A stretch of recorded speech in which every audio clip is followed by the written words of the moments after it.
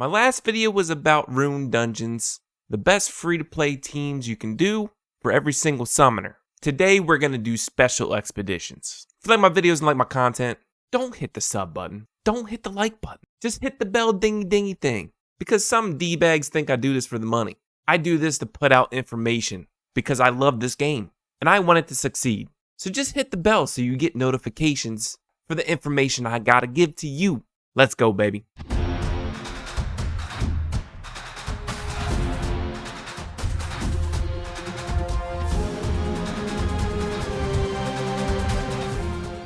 Tip of the day. Tower of Ascension reset today. The majority of you know is once you clear 10 floors, you open up a special room. This gives you a whole bunch of rewards.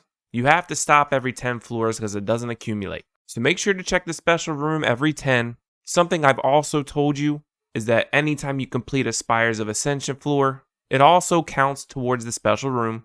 But what I haven't told you on video is that every floor has 3 challenges, and these challenge floors also give you a count towards the special room. The more you know. Alright, the thing with Special Expedition. These have the same mechanics as the rune dungeons. However, with expeditions, the element is changed. Let's start with Windarachne. 9 times out of 10, you want to start with the stronger element with your summoner. This gives you an increased power level as well. Every single expedition has 2 requirements that you have to fulfill.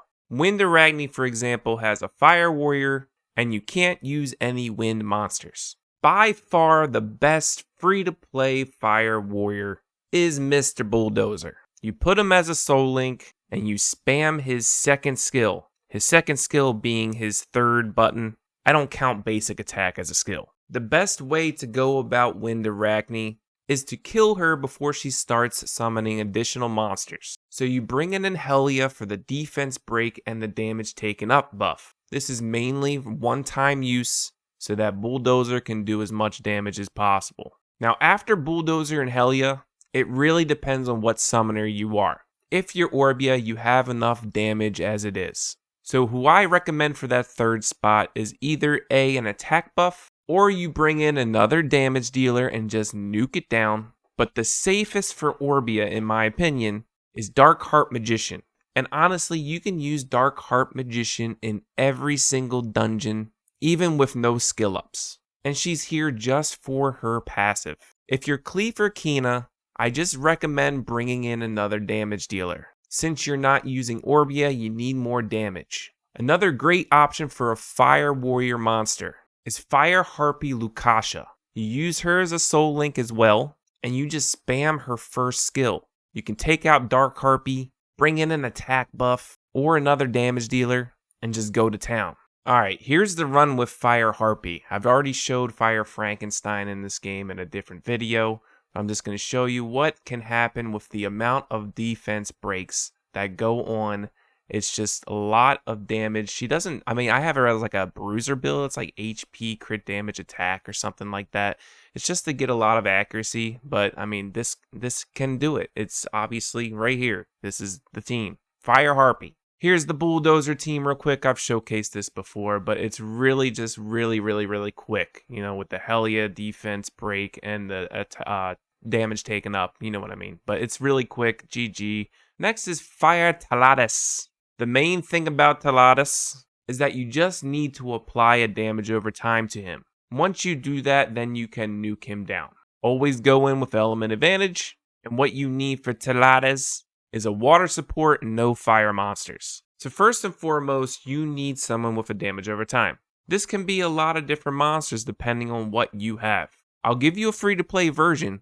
This is where monster building comes into play when you're thinking about Seal in the future.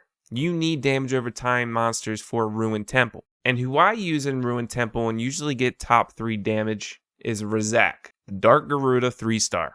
And a lot of people in Ruined Temple Seal don't bring bleed. So it's one of those damage over times that are highly desired. After you get your damage over time, then you focus on nuking Fire Taladas down. First off, Helia, the queen of bursting down dungeons. Bring her for sure. These 2 monsters easily free to play. For Orbia, you have enough damage here, especially if you're using Helia on Soul Link. So you can bring in a Bastet if you have. You can bring in Water Howl. You can bring in a Megan. So you just bring in someone that can support, because you need a water support anyway. So for free-to-play purposes, I'm just going to bring in Megan. If you're Cleef or Kina, the damage over time monster needs to be a good nuker. So if you haven't built one already, make sure to do so.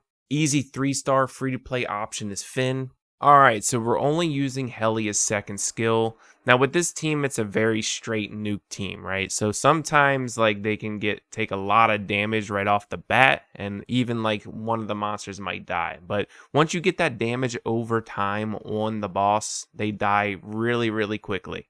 Alright, water roads. Now the thing with water roads, you need to remove beneficial effects. If you can just stick with removing beneficial effects, it's no problem. But I use Wind Yeti, Shannon, and Ramahan. Completely free-to-play, easily obtainable monsters. Ramahan is probably the best free-to-play stripper. You just need good accuracy on him. And I only use him on Soul Link and only use his first skill to strip beneficial effects. But you build him as a nuker, and you have you and Orbia. If you are Cleef, then I highly suggest bringing in a second damage dealer like Naomi, and bringing in a knight that is like more YOLO and supportive for your team. I'll do this team just to show you that this is what you can bring with Kina and Cleef. Alright, so we just make sure that his first skill is on only for Ramahan, and just make sure he strips as much as possible. If Water Roads doesn't have any buffs, it's GG. He hits like a wet noodle as long as he strips. But Ramahan, for some reason, this Water Roads today must have 1,000 resistance, because my Ramahan is not stripping. But anyway, regardless, it looks like I'm going to win anyway. That's really not a good showcase. For some reason, Ramahan, maybe he doesn't even have runes on him. I don't know. Oh, I don't know what kind of runes I had on him. I must have been messing with runes. He only had 37 accuracy, that's why. Light Shrekly. Light Shrekly is a pain in the butt. If you do not have Dark Amazon and you're Orbia or Cleef, it is extremely hard, because you have to bring a fire support, you have to bring an archer. So because of the fire support and the archer, I have to show you this team with a Nat 5. I'm going to put Juno on Soul Link and Viva Shell as a non-Soul Link. Viva Shell is only here for her passive and to cleanse the damage over time to me. Hell, if you don't have Dark Harp yet, you can just bring in Konamiya. Konamiya works wonders here as well. But in my opinion, for every single summoner, the best archer and fire support for this dungeon is Dark Amazon and Fire Mermaid, which we just had an event for. If you're having trouble with Light Shrekly level 4, it's because you don't have those two monsters built. Just build them for this dungeon. With Kina, it's a lot easier because you have constant heals from Kina. You can go Wind Staff and strip the enemy's immunity, strip the enemy's endure, and you have a lot more choices as a Kina. But with Cleef and Orbia, it's very hard. For Orbia, go Dark Staff for the heal block. For Cleef, go Fire for that heal block. I mean, even if I change to this, and go ahead and make sure Juno is there just to strip as much as possible, right? But then I have a problem of damage on my team. I could bring maybe somebody better than Viva Shell to cleanse, like Water Howl or something like that. But I like Viva Shell here for her passive, especially for how much damage that she does, that Light Shrekly does anyway. But, you know, this is maybe the best team so far. I just need to make sure that we are going to strip those buffs. Oh, and look at that. GG, there is the team. Oh, wow, Juno. Not 100% though, so that sucks. If you feel my pain with Light Shrekly level 4, please let me know. I can't be the only person here. Am I missing out on something? I don't get it. Okay, Dark Borbo, the easiest of all the expeditions. So easy. So easy. Two things to know. You need to constantly have buffs on your team, and he only takes damage from basic attacks. You need a mage monster and a Wind Knight. Best free-to-play options. Bernard for a Wind Knight. The attack speed up and the move speed up is very good. Then you bring the free Monster Story PvE champ Karambit, and then all you need is a mage. You can bring any mage you want.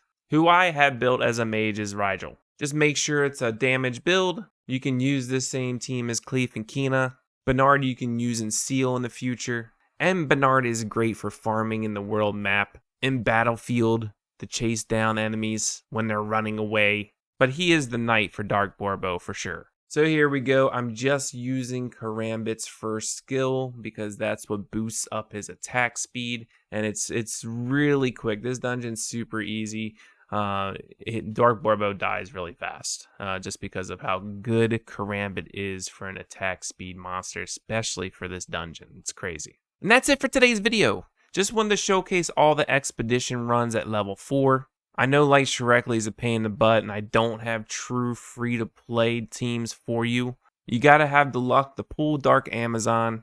We did have a Fire Mermaid event, who in my opinion is the best for that dungeon.